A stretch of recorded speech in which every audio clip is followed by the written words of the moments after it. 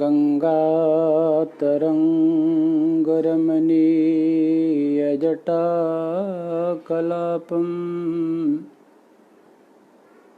गौरी निरन्तरविभूषितवामभागं नारायणप्रियमनङ्गमदापहरम् वाराणसीपुरपतिं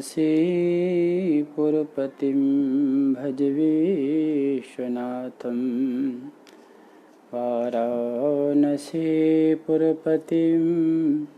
भज विश्वनाथं हंससनत्कुमाराध्यं श्रीचन्द्रगुरुमध्यगाम् अस्मद्देशिकपर्यन्तां वन्दे गुरुपरम्पराम् उदासीनं सुखासीनम् उपासीनं रमारमम् औदास्य प्रथमाचार्यं कुमारं भेदसंभजे कुमारं भेदसंभजे वंशी विभूषितकरा नवनीरदाभान् पीताम्बराधरुणबिम्बफलाधरोष्टाय पूर्णेन्दुसुन्दरमुखान् दरविन्दनेत्रात् कृष्णात् परं किमपि तत्त्वमहं न जाने कृष्णात् परं किमपि तत्त्वमहं न जाने। और सतगुरुदेव भगवान की जय।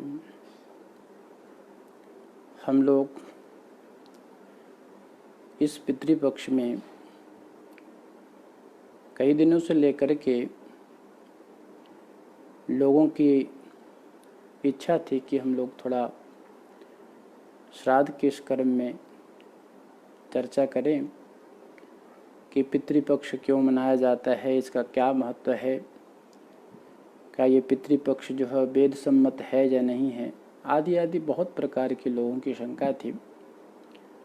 तो उसमें सभी शंकाओं को ध्यान में रखते हुए यहाँ मैंने जैसे कल बताया कि हमारे परम श्रद्धेय वेद दर्शनाचार्य पूज्य सतगुरुदेव भगवान श्री स्वामी गंगेश्वरानंद जी महाराज, जिनका ये प्रवचन अहमदाबाद में हुआ था और बहुत वर्ष बीतने के बाद भी अगर आज भी हम इस प्रवचन की ओर ध्यान देते हैं, इस प्रवचन का श्रवण करते हैं, तो हम लोगों को वैसे ही आज भी वो चीज़ें ऐसा लगता है कि नई हैं, क्योंकि हर वस्तु को जानने के लिए कभी कभी लोगों के मन में होता है कि शास्त्र पुराने हो जाते हैं।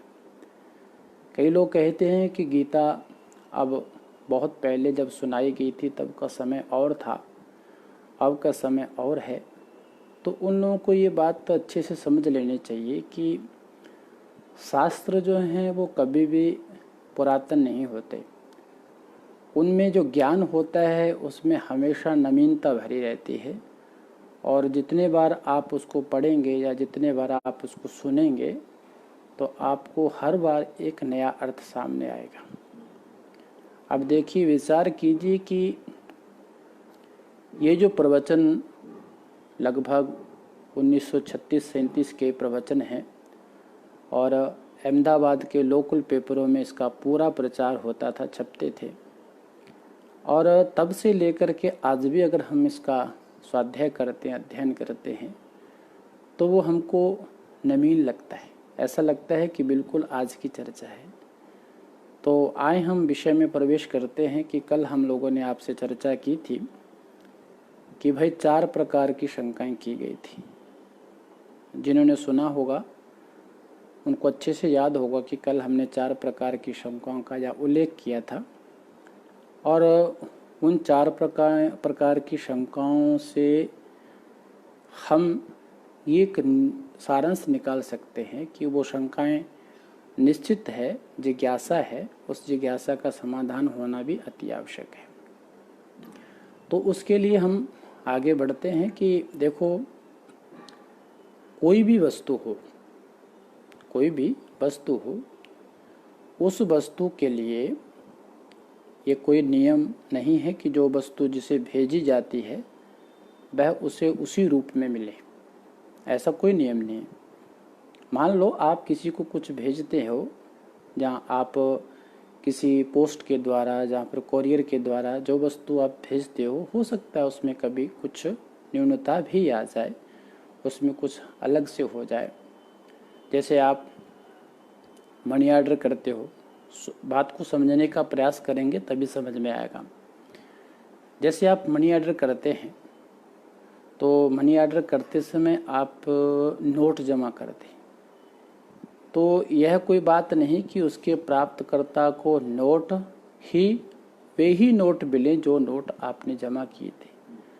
जो पैसा आपने जमा किया था उसको वो ही पैसा मिलेगा, ऐसा कोई ज़रूरी नहीं है, क्योंकि उसको आगे वाले को अन्य नोटों के रूप में पैसा मिल सकता है।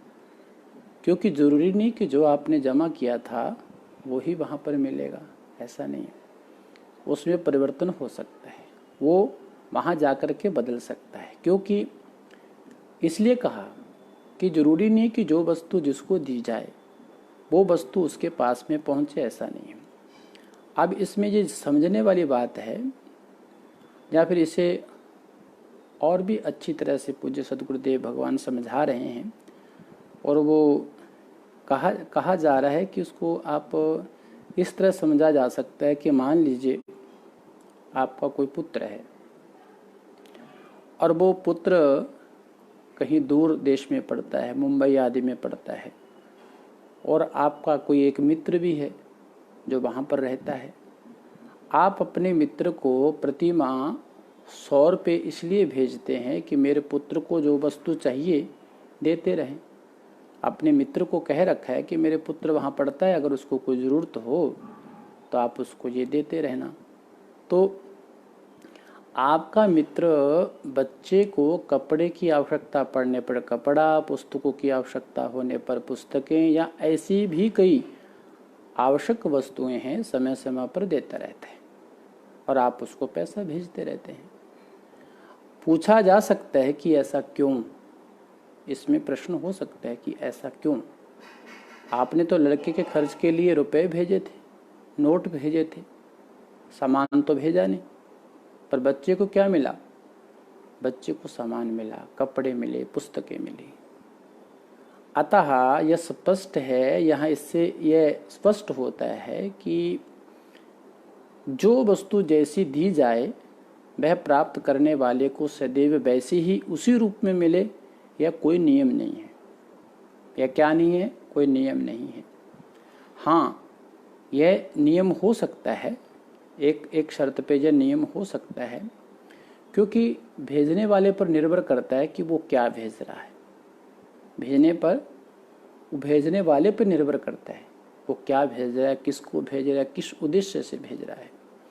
क्योंकि जो वस्तु जिसके निमित्त दी जाती है ना, उसकी आवश्यकता, ध्यान दीजिएगा बात को, बड़ी गूढ़ वाली बात है, इसको समझना चाहिए। उसकी आवश्यकता, जो वस्तु जिसको दी जा रही है, उसकी आवश्यकता और उसकी योग्यता देख किसी न किसी रूप में उसी को मिलती है। किसको मिलती है? उसी को मिलती है जिसके लिए दी जा रही है। अतः यदि हम ये समझें कि पितृदेव श्राद्धकर्ता द्वारा जो अपने मृत पिता के लिए दिया हुआ अन्नपान मृतक की तत्कालीन योनि और खुराक देख करके उसी रूप में पहुंचा देते हैं, तो इसमें किसी तरह की आपत्ति या संदेह की बात ही क्या है भाई? किस बात का संदेह? आप संदेह किस बात का कर रहे हैं? तो आप ये जानो कि आप निसंदेह समझ गए होंगे कि पितृलोक भी एक स्वतंत्र लोक है। पितृलोक क्या है?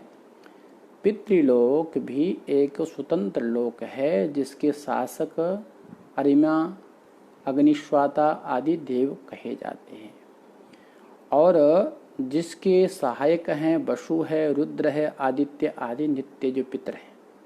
उनको कहा जाता है। और मरने के बाद हमारे पिता पितामह आदि इसी लोक में जाते हैं। हमारे जितने भी मरने वाले हैं वो सब पितृलोक में जाएंगे, अन्य दूसरा कोई लोक है नहीं। तो परलोक पितरों की तृप्ति, शांति, पुष्टि, इन सब के मिलने के लिए उनके वंशज द्वारा सविधि, देखिए मैं बार बार हमारे पूज्य सद्गुरुदेव भगवान उपदेश कर रहे हैं और उसमें कह रहे हैं कि सविधि, सविधि कहने का मतलब विधि पूर्वक, उसमें कोई न्यूनता नहीं आनी चाहिए, विधि पूर्वक, मतलब सविधि अन्न पानादि का दान ही श्राद्ध है। जो विधि पूर्वक किया जाए और उसमें अन्न आदि का दान दिया जाए उसी को हम लोग श्राद्ध कहते हैं। क्या कहते हैं? श्राद्ध। हमारे ये पितृ जो हैं वहाँ वसु है, रुद्र है, आदित्य है आदि और भी देवता हैं जो नित्य पितरों के तत्वावधान में देख रेख में रहते हैं। इनकी देख रेख में हमारे पितर रहते हैं। तो यहाँ पर विचार करना है कि श्राद्धकर्ता द्वारा दिए गए अन्न पान आदि नहीं, जो भी कर्म करते हैं, सविधि कर्म करते हैं, अन्न पान आदि इन्हीं नित्य पितरों के माध्यम से निश्चय ही हमारे पितरों तक पहुँच जाते हैं। इसमें संदेह नहीं करना कि हमारे पितरों तक कैसे पहुँचते हैं, कैसे कौन पहुँचाता है। तो निस्संदेह वो हमारे पितरों तक पहुँचते हैं। और यहाँ और जिस स्थिति में वे हों, जैसी स्थिति में वो हों, उसका हम ये नहीं कहते कि ऐसी स्थिति में होंगे, जैसी भी स्थिति में वो होंगे या जैसे भी वो होंगे वे तदनुरूप ही बन करके उनको वे प्राप्त हो जाते हैं। क्या हो जाते? प्राप्त हो जाते हैं। इस प्रकार तृप्त देव और मनुष्य, तृप्त देव और मनुष्य पितरों की कृपा से हमें अनेक प्रकार के अभिष्ट पदार्थों का लाभ होता है। जो पितृयाग नहीं करते ना, जो श्राद्ध कर्म नहीं करते, मैंने पूर्व में भी कहा था, हमारे पूज्य सद्गुरुदेव भगवान भी कहते हैं कि उसके जीवन में कुछ अच्छा होगा ये कल्पना करना व्यर्थ है। क्योंकि पितृ की कृपा, पितरों की कृपा ही अति अनिवार्य है। जिस पर पितरों की कृपा होती है वो व्यक्ति ही सक्सेस हो पाता है, अपने जीवन में आगे बढ़ पाता है। तो ध्यान दीजिए यहाँ पर क्या कहा गया कि अभिष्ट पदार्थ और उनका उसको लाभ होता है श्राद्धकर्ता को। अतः हमारा कर्तव्य है कि अपने पितरों की तृप्ति एवं उनके आशीर्वाद के लिए, प्रसाद के लिए, आशीर्वाद रूपी प्रसाद के लिए यथा विधि, यो श्राद्ध की विधि है वो श्राद्ध कृत्य अवश्य करें, श्राद्ध कर्म अवश्य करें। इसी की पुष्टि होगी जब हम लोग जो शास्त्र है उसमें अगर थोड़ा सा ध्यान देंगे तो उससे आपको समझ में आएगा कि वास्तव में इसका जो समर्थन है वो कौन करता है? शास्त्र करता है। उस शास्त्र के समर्थन में ही ये विधियां बताई गई है। जैसे हम देखते हैं कि याज्ञवल्क्य जी कहते हैं कि अब ये बात एक और आपको समझ में आनी चाहिए कि हमारी चर्चा ये थी कि भाई लोग जो शंका करते हैं कि ऐसा नहीं, वैसा नहीं, ऐसा नहीं होता, वैसा नहीं होता, तो उनको थोड़ा सा शास्त्र का चिंतन अवश्य करना चाहिए। जैसे कहा गया है वसुरुद्रा अदिति सुतः पितरः श्राद्ध देवता, ऐसा कहा याज्ञवल्क्य जी कहते हैं प्रणयंती मनुष्याणां पितृन श्राद्धेन तर्पिता। एक बार पुनः बोल देता हूँ, वसुरुद्रादिति सुतः देवता मनुष्याणां पितृन श्राद्धेन तर्पिता। फिर आगे क्या कहा है? आगे कहा है आयु प्रज्ञां धनम विद्याम, आयु प्रज्ञां धनम विद्याम स्वर्गम मोक्षम सुखानि च प्रयच्छन्ति तथा राज्यम, प्रयच्छन्ति तथा राज्यम प्रीता निर्णाम पितामहा। अगर आपको देखना हो तो याज्ञवल्क्य स्मृति में 265 और 70 के बीच में ये आपको मिल जाएगा। आप देख सकते हैं, उसका अच्छे से वहाँ भाव भी जान सकते हैं। तो इसका भाव क्या है, इस स्मृति का भाव क्या है, इसको जाने। कह रहे हैं कि श्राद्ध देवता वसु, रुद्र और आदित्य, वसु, रुद्र और आदित्य द्वारा जो श्राद्ध समर्पित किया जाता है, या श्राद्ध समर्पित होने पर जो मनुष्यों के मृत पितृ हैं, जो मनुष्यों के मृत जो पितृ हैं, वो पितरों को तृप्त कर देते हैं। क्या कर देते हैं? तृप्त कर देते हैं। अब तृप्ति होगी तो निश्चित है भाई, कोई खुश होगा तो आशीर्वाद तो देगा ना, इसमें तो कोई संदेह नहीं है कि जो खुश होगा वो आशीर्वाद नहीं देगा। तो फिर भी मानव पितृ श्राद्धकर्ता को दीर्घ जीवन, आज्ञाकारी संतान, विपुल धन, विविध विद्याएं, राज्य संसार के सभी सुख भोग, सुख के उपभोग, स्वर्ग, दुर्लभ मोक्ष तक प्रदान करते हैं भाई। इसमें एक बार फिर सुन लो, जो श्राद्ध करते हैं, जो अपने पितरों के प्रति श्रद्धा रखते हैं, उनको क्या क्या आशीर्वाद मिलता है पता है? तो सुनिए क्या क्या आशीर्वाद मिलता है। कहते हैं उनको दीर्घ जीवन मिलता है, आज्ञाकारी संतान मिलती है, विपुल धन मिलता है, विविध विद्याएं मिलती है, राज्य मिलता है, संसार के सभी सुख भोग, स्वर्ग, दुर्लभ मोक्ष तक प्राप्त होता है। कहते हैं ये शास्त्र में लिखा हुआ है।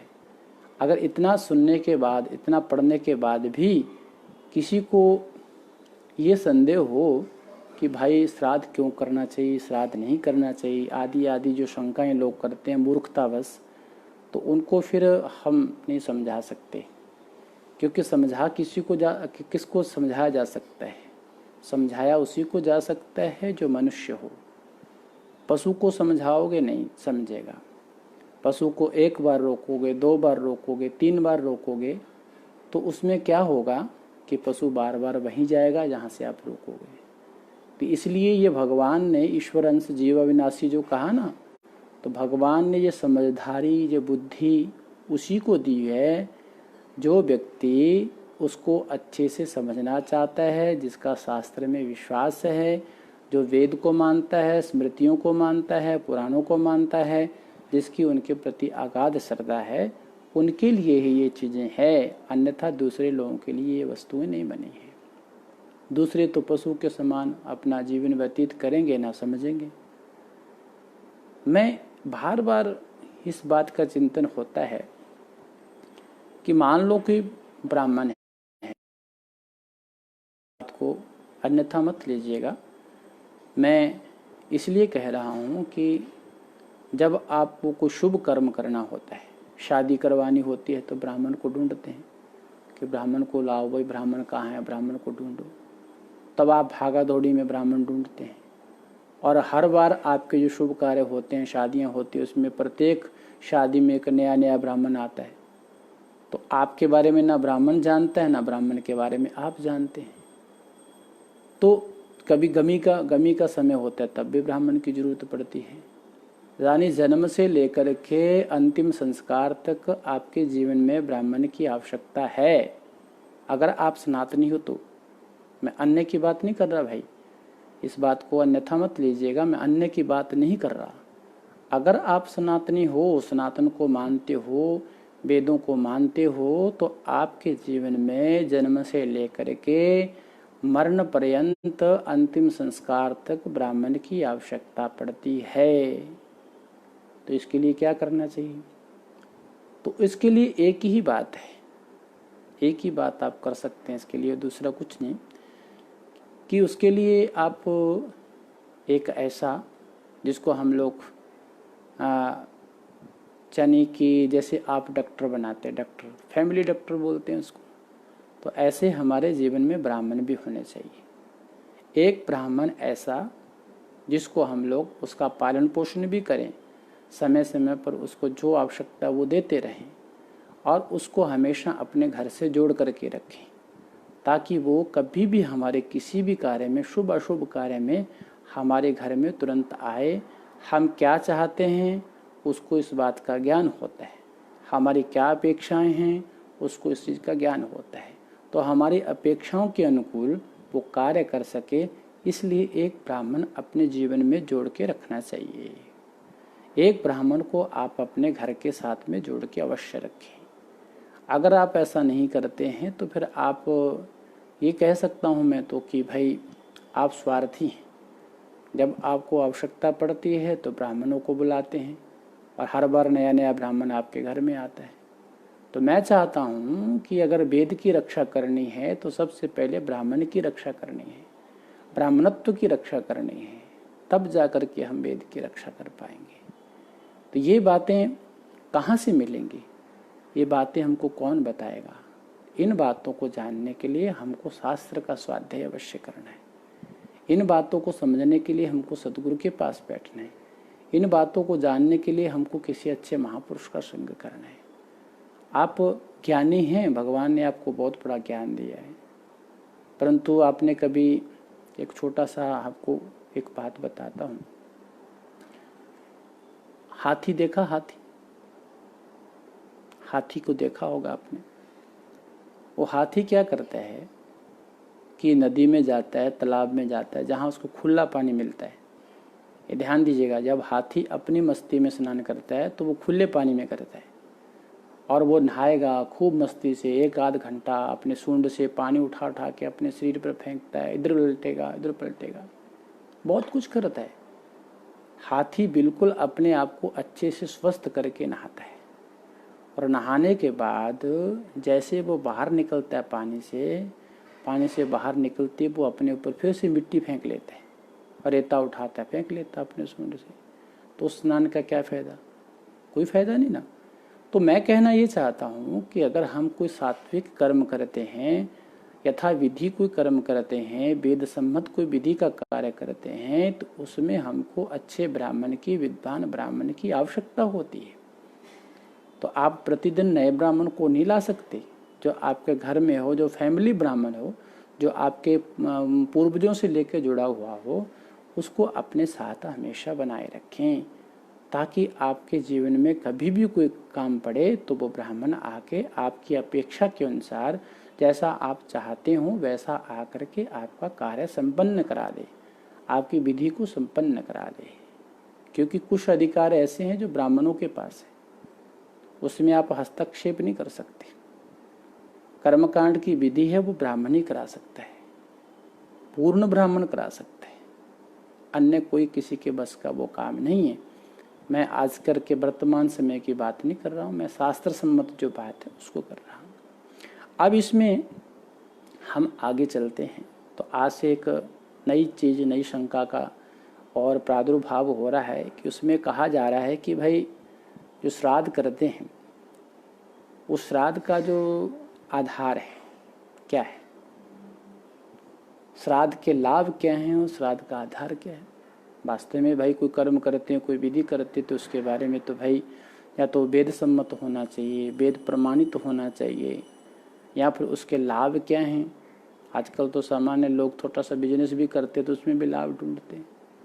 तो लोग कहना चाहते हैं कि भाई उसका लाभ क्या है और उसका वैदिक आधार क्या है। तो आज नया टॉपिक हमारे पूज्य सदगुरुदेव भगवान वेद दर्शनाचार्य श्री स्वामी गंगेश्वरानंद जी महाराज आज से एक नया विषय प्रारंभ कर रहे हैं कि श्राद्ध के लाभ और उसका वैदिक आधार क्या है। ध्यान से सुनिएगा, क्या विषय है? श्राद्ध के लाभ और उसका वैदिक आधार क्या है। तो अब आप चलिए आगे चलते हैं। हम पीछे क्या सुने हैं, पीछे क्या चर्चा की है। पीछे अब तक की हमारी चर्चा इतनी हुई है कि श्राद्ध करने पर जो पितर है ना, वो पितर प्रसन्न होते हैं और आशीर्वाद देते हैं। अभी तक हमने क्या सुना? इतने सुना है कि श्राद्ध करने के बाद पितर प्रसन्न होते हैं और आशीर्वाद देते हैं और हमको मोक्ष तक प्रदान करने का आशीर्वाद देते हैं, ये सुना आज तक। अब थोड़ा सा आगे बढ़ते हैं कि वो प्रसन्न होते और श्राद्धकर्ता के लिए भी सभी प्रकार के सुख भोग उपभोग सुलभ कर देते हैं। इसमें कोई संदेह नहीं भाई, इसमें तो कोई संदेह नहीं है कि जिस पर पितृ कृपा होती है, पितरों की कृपा होती है, वो व्यक्ति हमेशा सफल होता है। तो इस संबंध में थोड़ा सा हम लोग पुराण की ओर चलते हैं। तो पुराण की ओर चलते हैं मतलब क्या है कि हमको किसी शास्त्र का आधार तो लेना पड़ेगा ना भाई। बिना शास्त्र के आधार पर खोखली बात करना तो उचित नहीं है। और हमारे परम श्रद्धेय है पूज्य सतगुरुदेव भगवान वेद दर्शनाचार्य, जिनका उपाधि है, वो कोई ऐसे बात तो करेंगे नहीं जो वेद से सम्मत ना हो, पुराण से सम्मत ना हो। तो उसके लिए कह रहे हैं कि इस संबंध में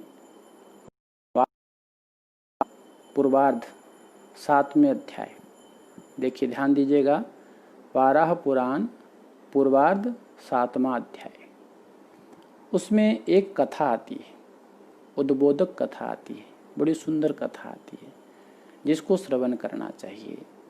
जो कथा का संदर्भ क्या है? कथा का संदर्भ है कि योगीराज सनत कुमार ने रैभ्य मुनि, योगीराज सनत कुमार ने रैभ्य मुनि जी को सुनाई थी। किसको सुनाई थी?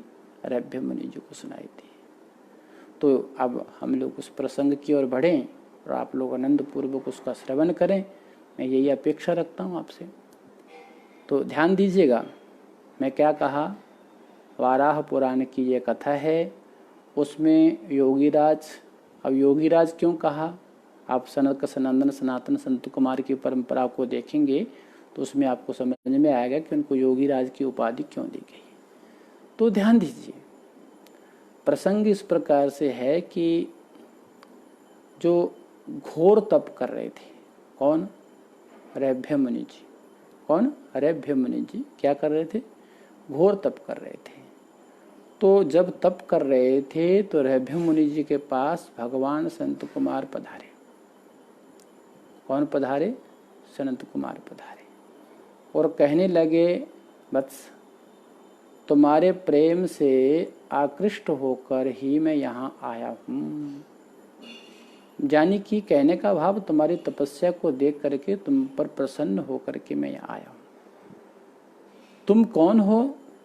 तुम ब्रह्म कुल के संवर्धक हो। ब्रह्म कुल के क्या हो? संवर्धक हो।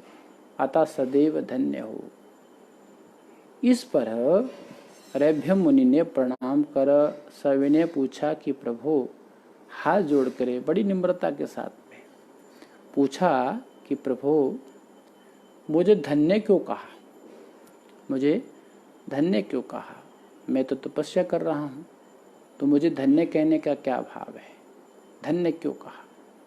इस पर क्योंकि रैभ्य मुनि जी जो संत होते हैं, तपस्वी होते हैं ना, उसमें उनमें विनम्रता बहुत होती है।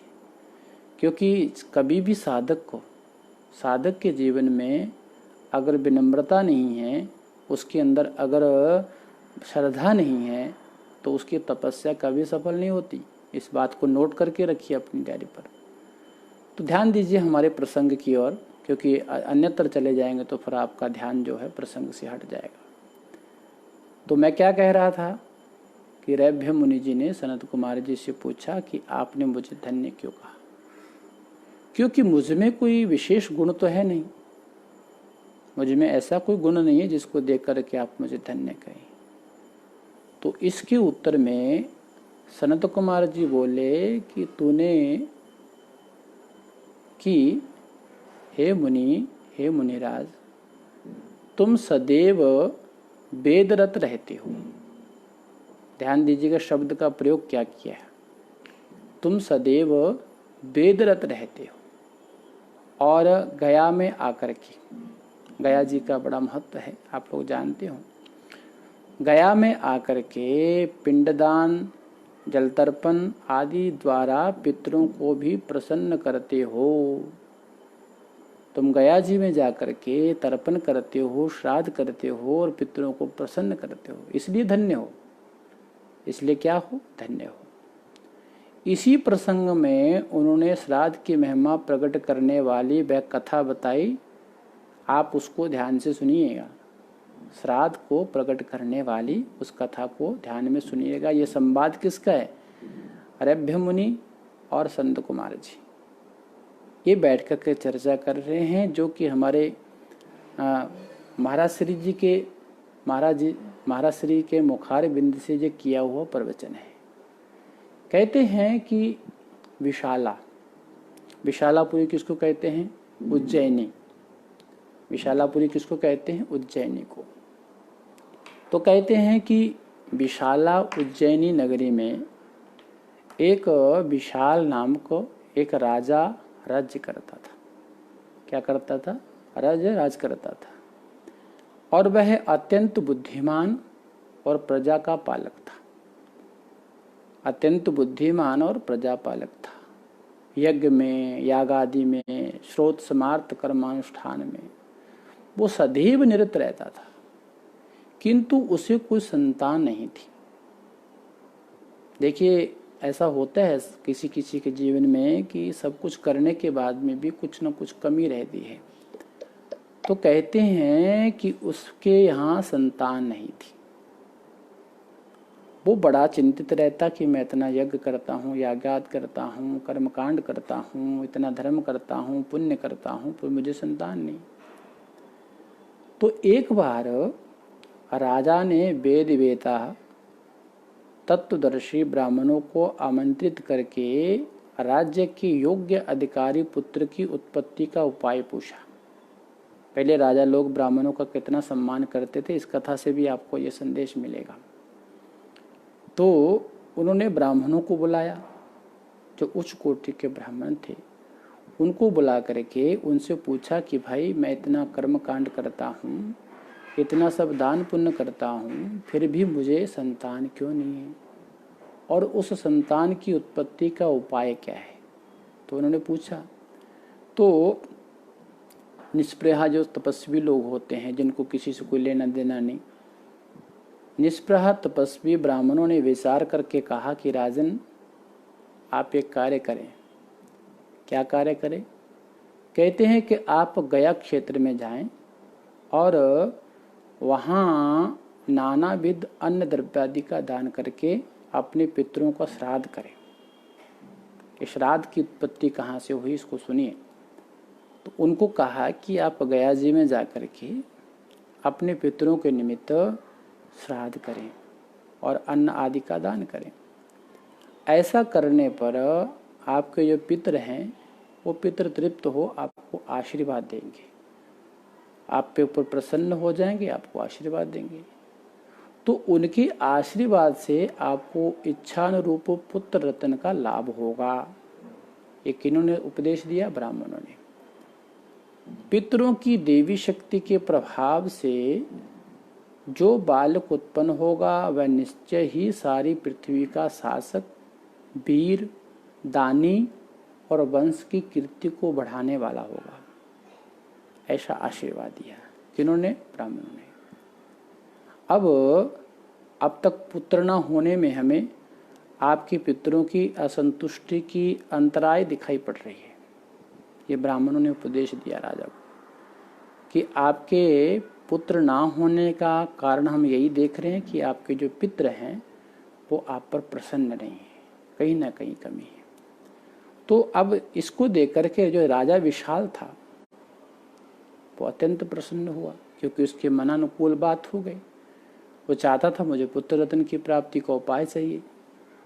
तो कहती है राजा विशाल अत्यंत प्रसन्न हुआ और दूसरे ही दिन अपने प्रमुख कर्मचारियों को लेकर के गया के लिए निकल पड़ा। अब देखिए, ध्यान दीजिए बात को। तो गया क्षेत्र में पहुंच करके राजा ने शास्त्र विधि के अनुसार बड़े भक्ति भाव से पितृ निमित्तक श्राद्ध, पिंड दान आदि जो वैदिक कृत्य हैं उनको संपन्न किया और ब्राह्मणों को विविध भोज्य, पेय, भोज्य पदार्थों और दक्षिणा से तृप्त किया। यानी कि पूर्ण रूपेण वेद विधि के अनुसार उन्होंने श्राद्ध कर्म किया। अब देखिए, श्राद्ध की समाप्ति के समय पर एक विलक्षण घटना घटी। श्राद्ध के जब श्राद्ध कर्म की समाप्ति हुई तो उसमें एक विलक्षण घटना घटी। एकाएक 3 पुरुष राजा के सामने आकर के खड़े हो गए और जिनमें एक का वर्ण गौर था, दूसरे का रक्त और तीसरे का कृष्ण। 3 पुरुष सामने आके खड़े हुए जिसमें एक का वर्ण क्या था, गौर था, दूसरे का रक्त और तीसरे का क्या था, कृष्ण। राजा उन्हें देख करके आश्चर्यचकित हो गए और हाथ जोड़कर कहने लगे, भगवान आप लोग क्या चाहते हैं, आप लोगों की क्या इच्छा है, आप लोग क्या चाहते हैं, आप निसंकोच अपना हार्दिक भाव व्यक्त करें, आपकी क्या इच्छा है। विशाल यथाशक्ति आपकी जो भी अपेक्षाएं होंगी उनको पूरी करने के लिए वचनबद्ध हो रहा है।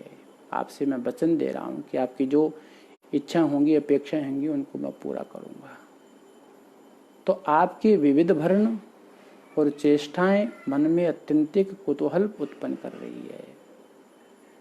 अब इसमें देखिए, जब तीनों पुरुषों को पूछा तो जो गौर वर्ण वाला पुरुष था ना, वो बोल उठा और कहा, वत्स मैं तेरा पिता शीत हूँ। कौन हूँ? मैं तेरा पिता हूँ शीत। नाम के अनुसार ही मैं सदैव शोभन कर्मों का अनुष्ठान करता रहा, क्योंकि मेरा नाम शीत है। शीत होने के कारण मैं सदैव शोभन कर्मों का अनुष्ठान करता रहा, किंतु श्राद्ध कर्म की ओर मेरा कभी आकर्षण नहीं हुआ। मैंने श्राद्ध कर्म नहीं किया, बाकी सब कुछ किया, मैंने सब कुछ किया, परंतु मैंने श्राद्ध कर्म नहीं किया। यह मेरे सत्कर्म का ही फल है, यह मेरे सत्कर्म का ही फल है। तुम मुझे शुभ्र गौर विग्रह में देख रहे हो, ये गौर वर्ण जो देख रहे हो ना, ये मेरे शुभ कर्म का फल है। अपने सात्विक कर्मों के प्रभाव से अब मैं स्वर्ग में ही रहता हूँ। मैंने ऐसा कार्य किया है जिससे मैं स्वर्ग में, मेरा निवास है, मैं स्वर्ग में वास कर रहा हूँ।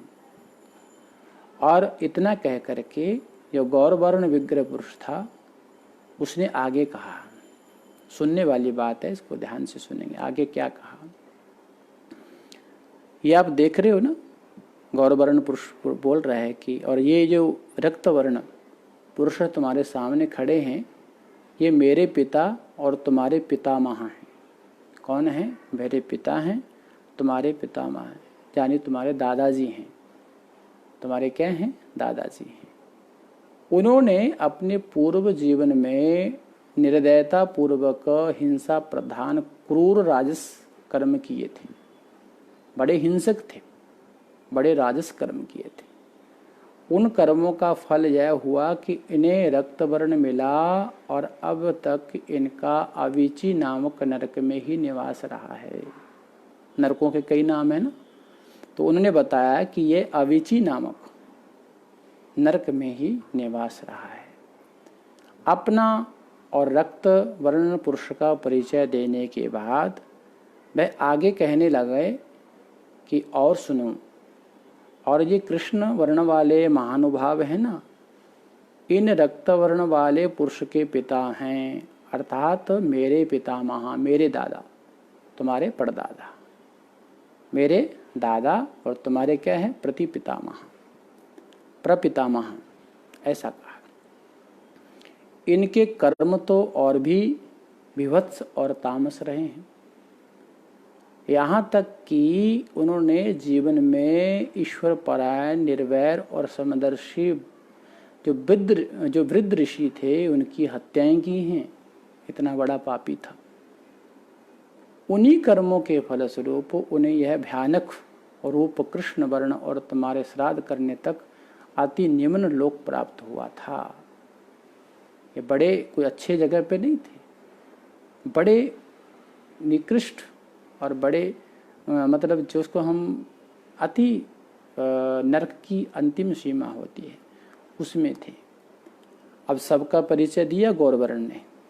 सबका परिचय देने के बाद प्रसन्न मुख मुद्रा से, प्रसन्न मुख मुद्रा के साथ पिता सित ने कहा, पुत्र आज तुमने इस गया क्षेत्र में अपने इस पितामहा और प्रपितामह के निमित्त पिंडदान आदि श्राद्ध कर्म किया और प्रचुर स्वर्ण दक्षिणा दे वेदविद ब्राह्मणों को संतुष्ट किया है।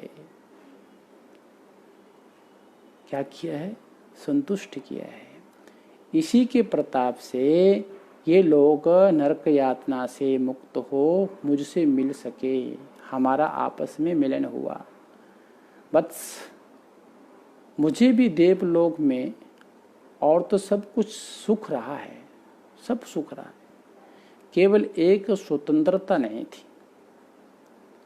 वहाँ सब मानव पुरुषों को स्वर्गीय देवताओं के अधीन रहना पड़ता है। तुमने अपने इस सुकृत्यों के प्रभाव से मुझे भी उस मानसिक कष्ट से मुक्त कर दिया। अब मैं बिल्कुल मुक्त हो गया हूँ। अब ये दोनों महानुभाव जो अपने दुष्कर्मों के कारण नरक जैसी दुर्गति को प्राप्त हो चुके थे, तो तुम्हारे गया श्राद्ध के बल से नरक से मुक्त हो गए हैं। अब इनको नरक की यातना नहीं भोगनी पड़ेगी। अब मैं इन्हें साथ लेकर के पितृलोक जा रहा हूँ और यहाँ पर हम लोग स्वतंत्रता पूर्वक सर्व प्रकार के ऐश्वर्य का उपभोग करेंगे। ये अपना परिचय देते हुए गौर वर्ण वाले पुरुष ने सब कुछ बताया। अब राजा विशाल तीनों के चरणों पर गिर पड़ा और पुनः मौन हो उनकी ओर देखने लगा। क्या देख सित पुत्र, पुनः बोला, क्या देख उसका जो पिता थे सित, वो बोले, पुत्र जानता हूँ अभी भी तुम, पुत्र मैं जानता हूँ अभी भी तुम आश्चर्य में पड़े हो कि मेरा सदाचारी धर्मात्मा पिता भी जब अपने पिता और पिता महा को नरक से मुक्त न कर सका, तो मेरे श्राद्ध मात्र से इन सब की मुक्ति कैसे हो गई। देखिए बात को समझिए, ये समझने वाली बात है। कहते इनकी मुक्ति कैसे हो गई। पर बस यह ठीक है कि मेरा जीवन नितांत निष्कलंक था और उसी के प्रताप से मुझे यह पद मिला, मुझे यह पदवी मिली, मुझे यह जगह मिली। अब देखिए इस कहानी को सुनने के बाद भी अगर आपके अंदर पितरों के प्रति श्रद्धा नहीं जगती, तो फिर आपको कोई जगा नहीं सकता, कोई नहीं जगा सकता। तो ध्यान दीजिए, वो कह रहे हैं कि मुझे यह पद मिला, किंतु मेरा यह विश्वास था कि कर्म का फल कर्ता को ही मिल सकता है। जो कर्म करता है उसका फल उसी को मिलता है, दूसरों को नहीं। अतः मैंने अपने पितरों के निमित्त कभी कोई श्रेष्ठ कर्म नहीं किया। मैंने ऐसा कर्म नहीं किया जो श्रेष्ठ हो, जो विधि पूर्वक हो। तब इन बेचारों को कष्ट कैसे कट जाते भाई, कैसे कट सकते थे। तुमने हमारे निमित्त विधिवत श्राद्धादि कर्मों का अनुष्ठान कर हमें विशाल पुण्य पुंज की सहायता पहुंचाई है। हम बड़े प्रसन्न हैं। फलतः हम लोग सब प्रकार के कष्टों से मुक्त हो गए। आज हम तुम जैसे उपकारी और अनवर्थक पुत्र को देखने के लिए यहाँ उपस्थित हुए हैं। देखिए जो अच्छे बेटे होते हैं, अच्छे पुत्र होते हैं, उनको देखने के लिए पितृ लोग भी आते हैं। आज हम तुम जैसे उपकारी पुत्र को देखने के लिए यहाँ उपस्थित हुए हैं। हम पूर्ण संतुष्ट होकर तुम्हें हार्दिक आशीर्वाद देते हैं कि तुम्हारी सभी अभिलाषाएं पूर्ण हो, तुम्हारा प्रजातंतु सदैव अखंड बना रहे।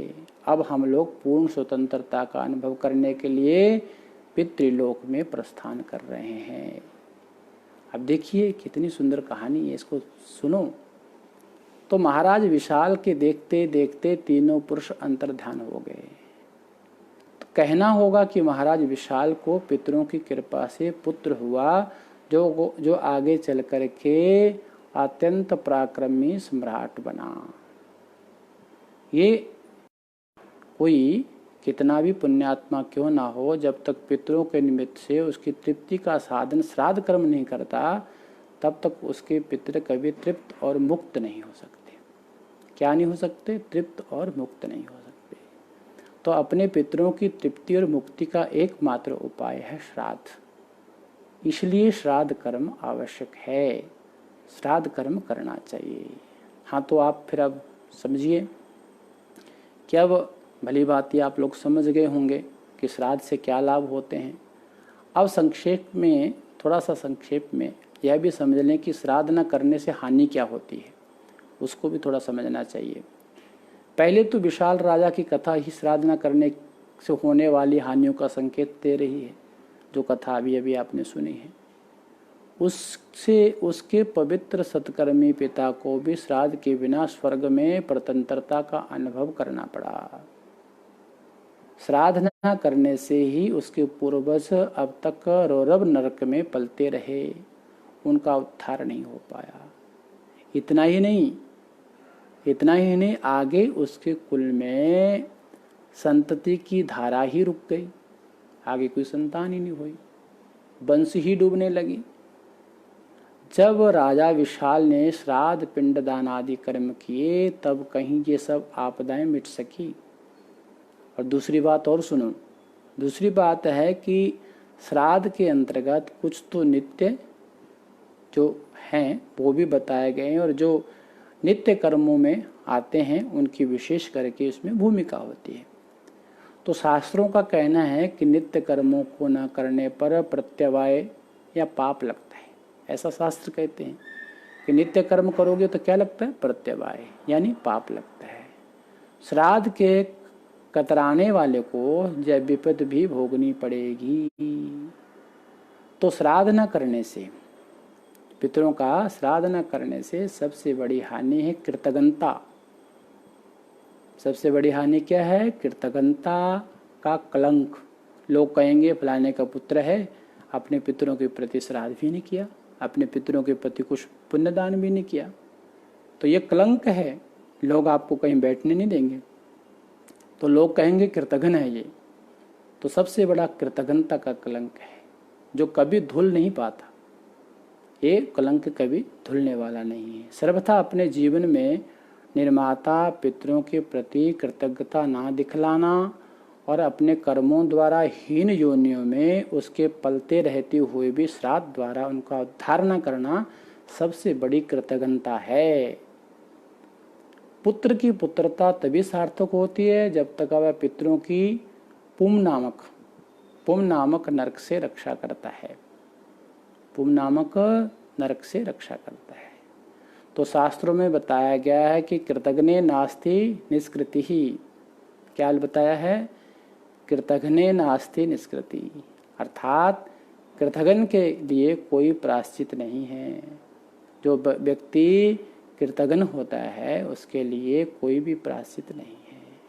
अतः हमें पितरों के इस श्राद्ध कृत्य से कभी प्रमाद नहीं करना चाहिए, कभी भी आलस नहीं करना चाहिए। आप ये कह सकते हैं, अब आप यहाँ कह सकते हैं कि यह तो पुराण धर्मशास्त्रों की और युक्तियाँ एवं उदाहरणों के आधार पर श्राद्ध की आवश्यक कर्तव्यता बतलाई गई है। हमारे मूल आधार कौन है, वेद। तो आप कहेंगे कि हमारे मूल आधार वेदों में क्या कहीं श्राद्ध का विधान आता है, कहीं वेदों में श्राद्ध के विधान की चर्चा है? आप ऐसा कह सकते नहीं कह सकते।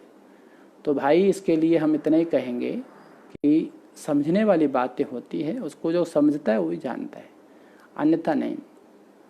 तो कहते हैं कि भाई वेदों में तो श्राद्ध कर्म और उसके रहस्य का इतना अधिक वर्णन है कि केवल उसको संक्षेप में बतलाने के 2-4 व्याख्यान और करने पड़ेंगे। पूज्य महाराज श्री कह रहे हैं कि उसको करने के लिए 2-4 व्याख्यान और देने पड़ेंगे।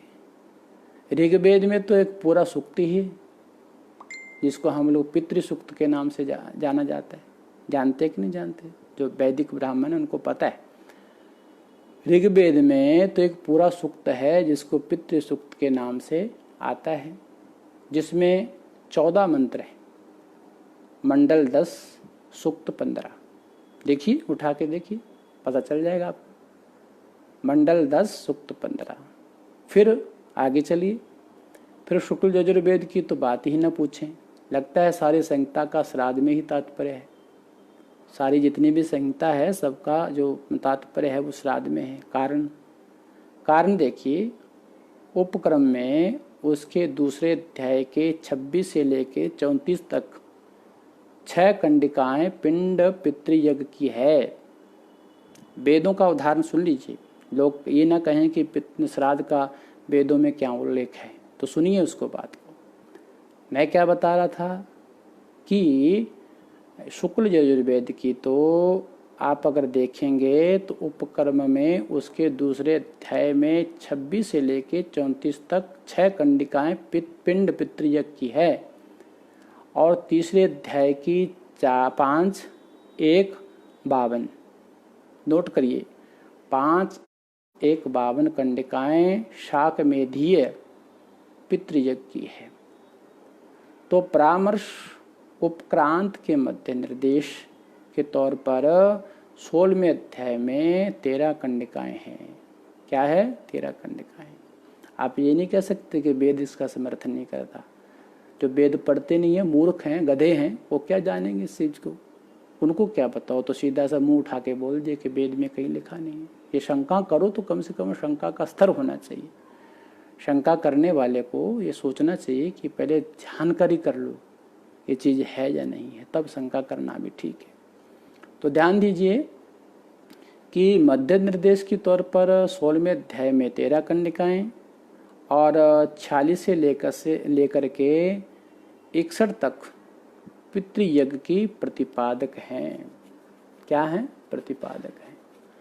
अंत में उपसंहार में पितृमेघ के प्रतिपादक 35वें अध्याय की सारी 22 कंडिकाएं, जिनमें पितृतत्व ही वर्णित है, दूसरी किसी की चर्चा ही नहीं उसमें। क्या यह वेदों में श्राद्ध का या पितृयज्ञ का कर्म वर्णन कहा गया कि नहीं कहा गया? ये कहा जाएगा। यही कारण है कि प्रसिद्ध जर्मन विद्वान वेद वेत्ता मैक्स मूलर ने स्पष्ट शब्दों में लिखा है कि वेदों में जितना बल श्राद्ध पर दिया गया है उतना अन्य किसी विषय पर नहीं दिया गया। आप मैक्स मूलर को पढ़िए तो आपको पता चलेगा। विदेशी विद्वान मानने के लिए तैयार हैं और हमारे कुछ गधे मूर्ख मानने के लिए तैयार नहीं है इस चीज़ को। भाई पहले पढ़ो तो तब तो समझ में आएगा। तो ध्यान दीजिए, उन्होंने कहा कि वेदों में जितना श्राद्ध पर जोर दिया गया, बल दिया गया है, उन्हें उतना अन्य किसी विषय पर नहीं।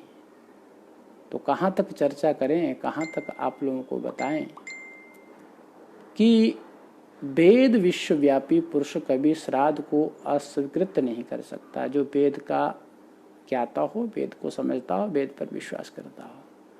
तो यहाँ पर जानना है कि वजीराबाद में वेद को आधार मान करके मृतक श्राद्ध विषय पर 2 पक्षों के बीच एक उल्लेख लिखित शास्त्रार्थ भी हुआ था।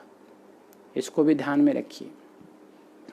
जिसके मध्यस्थ मैक्स मूलर माने गए थे, वो लिखित शास्त्रार्थ उनके पास भेजा, जिस पर निर्णय देते हुए उन्होंने उपयुक्त शब्द लिखे थे जो मैं आपको बोल रहा हूँ।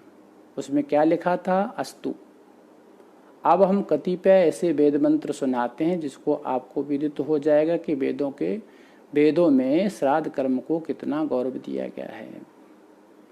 लीजिए पहले ऋग्वेद का एक मंत्र जो श्राद्ध के समय निमंत्रित आहूत पितरों को नमस्कार करते हुए कहा जाता है।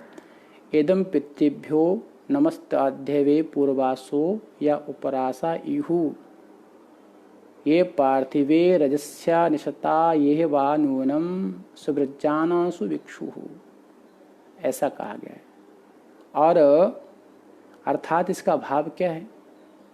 आज हम आरंभ किए हुए इस पितृयज्ञ में आहुति दे करके उन सभी पितरों को प्रणाम करते हैं जो स्वर्ग चले गए हैं और जो कभी सभी व्यापारों से उपरत कृत्य हो मुक्त हो गए हैं, अथवा जो पहले उत्पन्न हुए हैं, अर्थात जो हमारे ज्येष्ठ भ्राता, माता, पिता, पितामह आदि पितृ बन गए हैं, जो हमसे पश्चात उत्पन्न हुए हैं, अर्थात जो कनिष्ठ हैं, भ्राता हैं, पुत्र हैं आदि जब मरकर पितृलोक में चले गए हैं, या जो फिर पृथ्वी संबंधी रजोगुणात्मक इस पितृयज्ञ में अदृश्य रूप से हाविर द्रव्य ग्रहण करने के लिए उपस्थित हैं, और जो श्राद्ध कर्म में निष्ठा रखने वाले बंधु वर्गों के बीच में निश्चय ही श्राद्ध के स्वीकारार्थ सहर्ष समाप्त। जो समागत हुए। आप पूर्व मंत्र में यजमान सभी पितरों को केवल नमस्कार करते हैं। अब देखिए इस मंत्र को देखें जिसमें यह उनके धन्य धान्य पुत्र आदि की मांग भी करने लगता है। इसमें श्राद्ध के विधान की एक झलक भी है। क्या कहता है? अग्निश्वातः पित्रा एव गच्छत सदा सदा सत्ता सुप्रीण्यतया अत्ता हर्विषि प्रयत्तानि वरिष्यारहि सर्ववीरम दधातना। अब देखिए इसका मतलब क्या है कि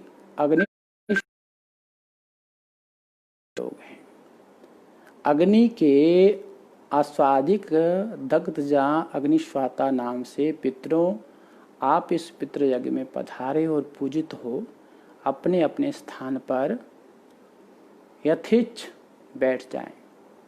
फिर कुशों पर रखे हुए पवित्र हवि को खाएं और हमें सर्वश्रेष्ठ वीर पुत्रों से धन धान्य प्रदान करें। वेद के शब्दों में आप श्राद्ध का इससे अधिक क्या विधान चाहते हो भाई? क्या प्रमाण चाहिए आपको?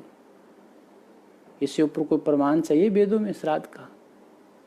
एक मंत्र और सुन लो जिसमें यजमान अग्निदेव से प्रार्थना करता है कि आप हमारे पितरों को सुंदर सक्षम शरीर दें।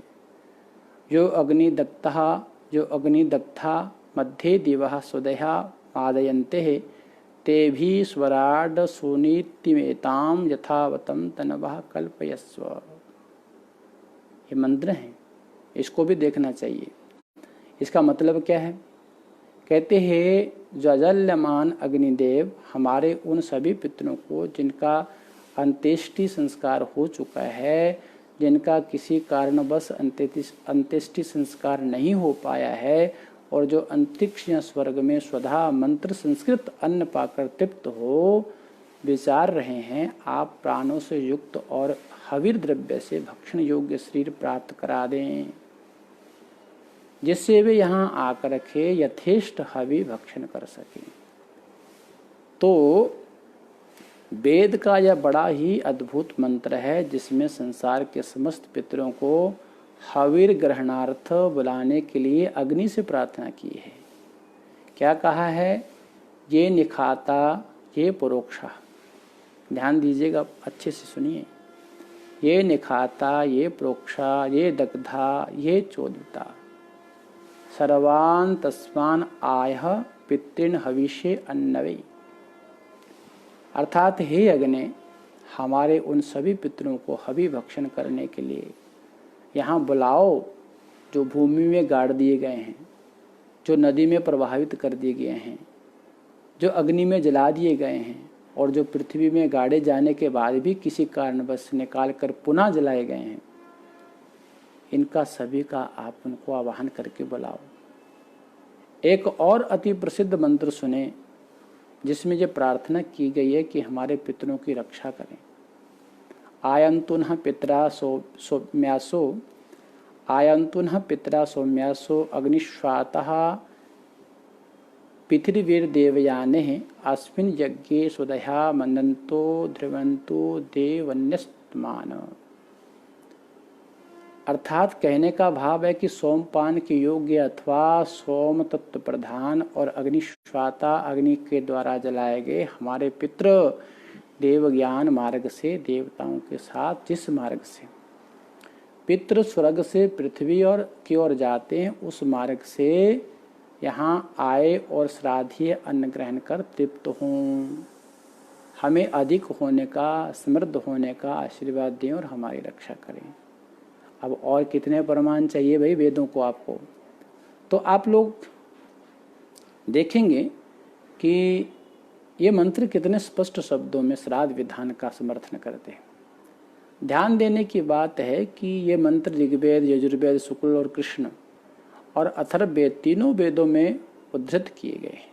सामवेदीय मंत्र ब्राह्मण 2 खंड 3 में तो स्वाहा सोमाय पितृमते ऐसा बोला गया है। स्वाहा सोमाय पितृमते आदि 16 मंत्रों से श्राद्ध कर्म का निरूपण किया गया है। तो इस तरह चारों वेदों में प्रस्तुत श्राद्ध विधान सुस्पष्ट हो जाता है। वैसे तो स्रोत सूत्रों में सांग, पिंड, पितृयज्ञ की पद्धति बताई गई है, किंतु यहाँ हमने आप लोगों को प्रत्यक्ष वेद मंत्र सुनाए, जिससे यह दृढ़ विश्वास हो जाए कि यह श्राद्ध कृत्य मूलतः वेदों से अंकुरित हो करके स्रोत सूत्र धर्मशास्त्र पुराण आदि में मच्छाया वृक्ष के रूप में विकसित हुआ है। तो ज्ञातव्य है कि संसार में भारत की ही ऐसा देश है जहाँ सामान्य से सामान्य उपकर्ता के प्रति भी कृतज्ञता व्यक्त की जाती है, उसको हम लोग कृतज्ञता ज्ञापित करते हैं और आज भी की जाती है। दूसरे शब्दों में कृतज्ञता भारतीय संस्कृति का नैसर्गिक प्रधानतम प्रशंसनीय और समादरणीय सद्गुण है। उस भारत की संतान उस माता पितरों के प्रति जिन्होंने हमें जन्म दिया, लालन पालन करके व्यवहारक्षम बनाया और अपने गाढ़े पसीने की कमाई संपत्ति भी सौंप गए, उनके प्रति कृतज्ञता प्रकट करने में कैसे चूक सकती है, कैसे संकोच कर सकती है। तो ये भाव है तो फिर निश्चय ही अब आप समझ गए होंगे कि श्राद्ध किसी प्रकार की कपोल कल्पना या बिगड़े दिमागों की सनक या कतिपय स्वार्थ साधकों का उदर भरी या उदरम्भ भरी या इसको धंधा नहीं कह सकते, व्यापार नहीं कह सकते। प्रत्युत वेद पुराण धर्मशास्त्र और युक्तियाँ सभी एक स्वर से मानव को सचेत करती है कि जीवन में इस अनुपेक्षणीय पितृकर्म में वह कभी प्रमाद ना करे, आलस ना करे। वेद शास्त्र सभी ने श्राद्ध तत्व के अनेक गूढ़ तत्वों को प्रकाश में ला करके स्पष्ट दिखला दिया कि इसके करने से जीवन में तुम्हारा भला है, तुम्हारा लाभ है, और ना करने से कौन सी गति पाओगे कहा नहीं जा सकता, नहीं कहा जा सकता कौन सी गति पाओगे। तो इतने सारे सुस्पष्ट प्रमाण देख भ्रांतमती जिनको शंकाएं होती है, अतएव जहाँ उसका जो निष्कारण है, जो श्राद्ध प्रथा है, उसके विरोधियों की छाती पर सांप लौटने लगेगा ये सब सुनने के बाद तो वे खींच के उठते हैं और स्वयं पुराणों को ना मानते हुए भी पुराण की एक कथा का प्रमाण दे करके श्राद्ध प्रथा पर प्रहार करने का विफल प्रयास करने लगते हैं। तो इस व्याख्यान को पूरी करने के लिए या पूरी करने से पूर्व इस माया जाल से बचने के लिए हम आप लोगों को यह बता देना चाहते हैं कि किस तरह वे उस कथा को लेकर के आंखों में धूल झोंकने का प्रयास करते हैं और उस कथा का रहस्य क्या है और वो किस प्रकार वास्तव में यह कथा श्राद्ध में बाधक नहीं अपितु साधक ही है। इसकी चर्चा हम लोग कल करेंगे, क्योंकि आप लोगों का समय बहुत ले लिया है, तो उसको पूर्ण करने के लिए हम लोग कल इसको चाहेंगे कि इसको पूर्ण किया जाए, तो कथा हम लोग कल करेंगे। वैसे अगर चाहें तो क्योंकि विषय है, प्रसंग है, तो इसको आज ही पूरा कर सकते हैं। अगर आपके पास समय हो तो उसको सुने, क्योंकि इसमें एक चीज़ देखने वाली है कि एक प्रसंग को हम पूरा कर देंगे तो कल को दूसरा प्रसंग प्रारंभ होगा। तो अब चलते हैं कि उसमें क्या है कि पुराणों में एक कथा आती है। क्या कथा आती है? ऋषि पंचमी व्रत की कथा आती है। आप ध्यान दीजिएगा लोग कैसे उसको घुमा फिरा के अपना स्वार्थ ढूंढते हैं और श्राद्ध कर्म पर आक्षेप करते हैं। उसमें ऋषि पंचमी व्रत की कथा में बताया गया कि एक ब्राह्मण के माता पिता मर करके क्रमशः जो कुकुर सूकर है उनकी जोनियों में चले गए, बैल बने, कुतिया बने और उसी घर में आकर के बस गए। तो एक दिन ब्राह्मण के घर उसके पिता का श्राद्ध था, तो ब्राह्मणी ने क्या किया, खीर पकाई। तो खीर पकाई तो कुतिया ने धीरे से जा करके उसमें मुंह लगा दिया। बात को समझिए लोग कैसे भ्रम करते हैं, मुंह लगा दिया। ब्राह्मणी ने क्रोध का ठिकाना न रहा, उसने डंडे से उसकी खूब मरम्मत की, पिटाई की और नया दूध आदि मंगा करके फिर से खीर बनाई। तब कहीं दिया लगने पर श्राद्ध में निमंत्रित ब्राह्मणों को अन्न मिल गया। इस झमेले में ब्राह्मण बैल को भी शाम की सानी खिलाना भूल गया। जो ब्राह्मण जो श्राद्ध कर रहा था वो शाम की सानी भाई काम में व्यस्त था, भूल गया। जब रात को कुतिया बैल के पास आकर के रो रो करके अपनी राम कहानी सुनाने लगी तो वृषभ देव ने भी बताया कि अरे मैं भी भूखा रह गया हूँ। कुतिया को भी नहीं मिला, बैल को भी नहीं मिला, दोनों भूखे रह गए। बस प्रतिपक्षियों को यही एक बात मिल जाती है और इसे लेकर वे कहते हैं कि श्राद्ध के समय पितरों के आने और कब्य खाने की बात एकदम झूठ है। आप लोग भी थोड़ी देर के लिए चक्कर में पड़ जाएंगे और कहेंगे कि बात तो ठीक है। ब्राह्मण की श्राद्ध में माता पिता का आना और भोजन पाकर के तृप्त होना तो दूर रहा, उस दिन प्रत्यक्ष उपस्थित माता पर डंडे बरसे। उसकी निर्लज्जता तो हो गई, पिताश्री को भी शिवरात्रि मनानी पड़ी। बड़ी बेतुकी सी बात लगती है ये, पर नहीं, पूरी कथा पर ध्यान दे तो समझ में आ जाएगा कि यह कथा शास्त्र विधि के विरुद्ध श्राद्ध करने का ही उदाहरण है। कैसे, देखिए। उस कथा में बताया गया है कि ये कुतिया और बैल पूर्व जन्म में ब्राह्मण दंपत्ति थे। तो ब्राह्मण के पिता के श्राद्ध के दिन संजोग बस ब्राह्मण, फिर भी उसने अपनी अशुचिता छिपा करके रसोई पकाई और शास्त्रीय ब्राह्मणों को खिलाया। जो श्राद्ध खाने के लिए आए थे उनको खिलाया। ब्राह्मण देवता को भी इसका पता चल गया, फिर भी वे कन्नी काट गए। तो इस तरह शास्त्र विरुद्ध श्राद्ध रखने पर दुष्परिणाम दोनों को मिला और वे दूसरे जन्म में कुतिया और बैल बन करके अपने पुत्र की अधीनता में पड़ गए। तो अपने ही श्राद्ध के दिन मिष्ठान तो क्या, रूखा सूखा रोज का खाना भी ना मिला, मार ऊपर से पड़ी, पिटाई ऊपर से हुई। तो कुतिया की जीभा लीला से खीर खाने से नहीं गई थी। ब्राह्मणों को अनुपस्थित में उनके प्रत्यक्ष देख लिया था कि इधर से एक सांप ने आकर के उसमें मुंह लगा दिया था। वो कुतिया का नहीं था, वह खीर खा करके ब्राह्मण मर जाएं, इसी हेतु कुतिया ने उस पात्र को मुंह लगा दिया था।